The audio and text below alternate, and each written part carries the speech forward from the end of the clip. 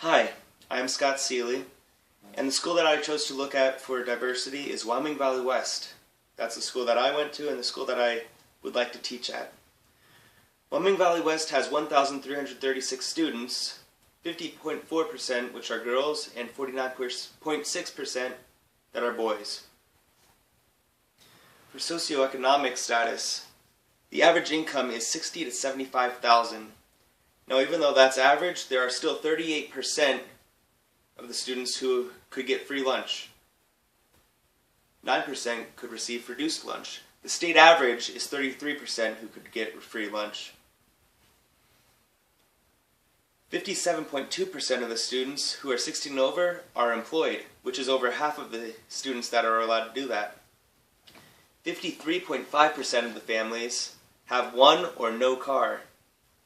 Now, what does that tell me as a future teacher when I'm trying to teach to them with this socioeconomic diversity?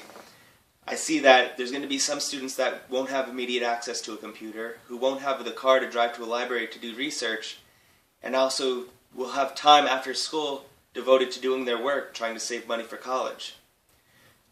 I wouldn't be a good teacher if I didn't assign homework, but I'm going to have to be careful with the amount of homework I assign. I don't want to assign homework that's just going to be called busy work. I want to make sure I'm assigning enough homework that they're understanding it, but not enough homework that I'm overloading them since they're already going to have a busy life. When it comes to language, 96.1% speak English. 2.9% still speak English as their second language and pretty well. 1% do not speak English. So I won't have to worry too much about having a student that doesn't speak English in my class, but if I do end up having that one or two students that don't speak English, that's something that I'm going to have to overcome by the language barrier, by having either a translator in my class or trying to make sure that that student is learning as well as all the other students. I'm going to have my stuff translated so that he's understanding the lesson I'm going through. 3.2% of the students are coming to Wyoming Valley West every year out of a different school. This puts them at a slight disadvantage in that they're trying to get themselves situated and get new friends while the other ones are already situated. So it's nothing that I'm going to really have to change my teaching method, but I'm just going to have to be aware that there are those 3.2% who are going to feel a little nervous. When it comes to the ethnicity, the top three ethnic groups in the school are 28.9% Polish, 21.9% Irish, and 14.4% German. There's only 13% minority at Wyoming Valley West, 87% are white, the state average is 71%, 6% are African American, the state average is 16%, Hispanic is 5%, while state average is 8%, and the Asian is 1%, while the state average is 3%. Now, what does that show me? The majority, the great majority, is white, while there's only 13% that are in the minority. Now, even though they won't be seeing diversity too much on a daily basis, it doesn't mean that that's something that we could push under the blanket and just ignore.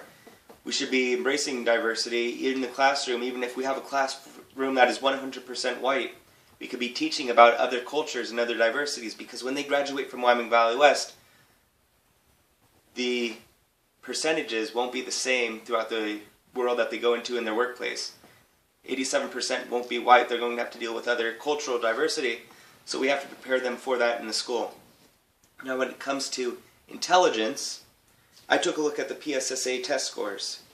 And over a decade, in math and reading, the scores are trending up, while it's staying the same in writing and decreasing dramatically in science. For math and reading, the percentages are about 1 to 2% points off of the state average.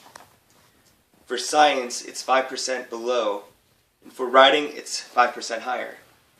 Now, I'm going to be a math teacher, so keeping math about the same is pretty good. I would like for Wyoming Valley West to see their math scores go 5 or 10% higher than the state average, and that could be done by teaching with the passion and allowing those students to also see that passion and grow with that.